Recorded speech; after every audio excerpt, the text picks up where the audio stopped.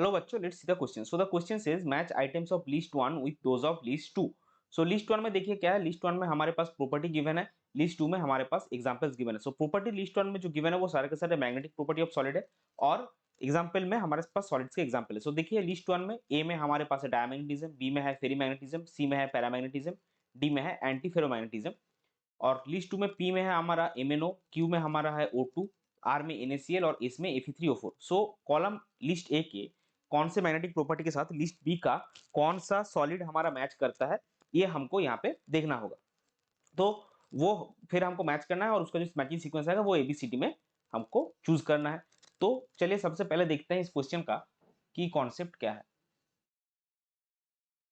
सो इस क्वेश्चन का की कॉन्सेप्ट है मैग्नेटिक प्रॉपर्टी ऑफ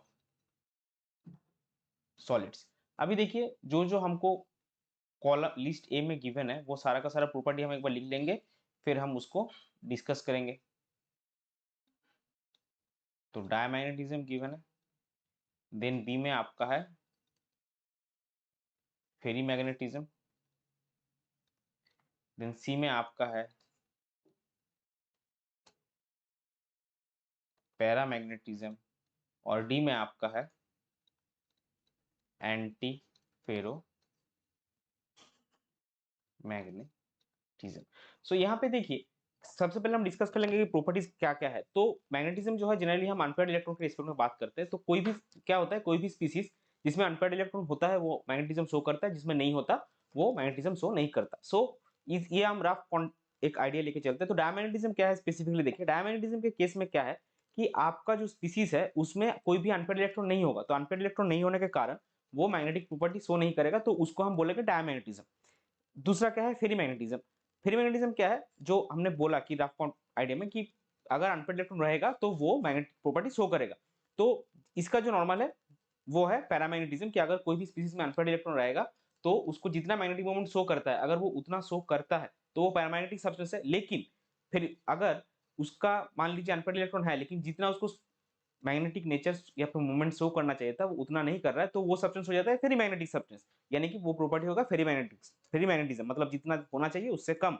और चौथा जो बचा है एंटी फेरोमैग्नेटिज्म. इसमें क्या होता है, इस सब स्पीसीज में आपके पास अनपेयर्ड इलेक्ट्रॉन होते हैं लेकिन फिर भी इसका नेट मैग्नेटिक मोमेंट जो है वो जीरो होता है, यानी कि ये कोई भी मैग्नेटिक नेचर शो नहीं करता. तब उस स्पीसीज को हम बोलेंगे एंटी फेरोमैग्नेटिक स्पीसीज और नेचर होगा एंटी फेरोमैग्नेटिज्म. सो डायमैग्नेटिज्म में देखिए क्या एग्जांपल आएगा. अगर हम कॉल लिस्ट 2 के हिसाब से देखेंगे तो NaCl जो है वो लिस्ट 2 के आर में है, वो आपका डायमैग्नेटिक सब्सटेंस हो गया. देन फेरीमैग्नेटिज्म आपका क्या आएगा, फेरीमैग्नेटिक सब्सटेंस आपका आएगा Fe3O4 जो लिस्ट 2 के एस में है. और पैरामैग्नेटिज्म आपका होगा A2 जो लिस्ट 2 के क्यू में है. और एंटी फेरोमैग्नेटिज्म यानी कि एंटी फेरोमैग्नेटिक सब्सटेंस आपका होगा कॉलम लिस्ट 2 का P. सो ये जो ए के साथ एस, बी के ए के साथ आर, बी के साथ एस, सी के साथ क्यू और डी के साथ पी मैच कर रहा है, ये हमारे कौन से ऑप्शन में है, ये हमारा ऑप्शन सी में है. अब देखिए ऑप्शन सी में ए के साथ आर, बी के साथ एस, सी के साथ क्यू यानी कि O2 और डी के साथ पी मैच कर रहा है. सो इस पर्टिकुलर क्वेश्चन के लिए आपका करेक्ट फाइनल आंसर हो जाएगा option C. I hope you understood. Best of luck. Thank you.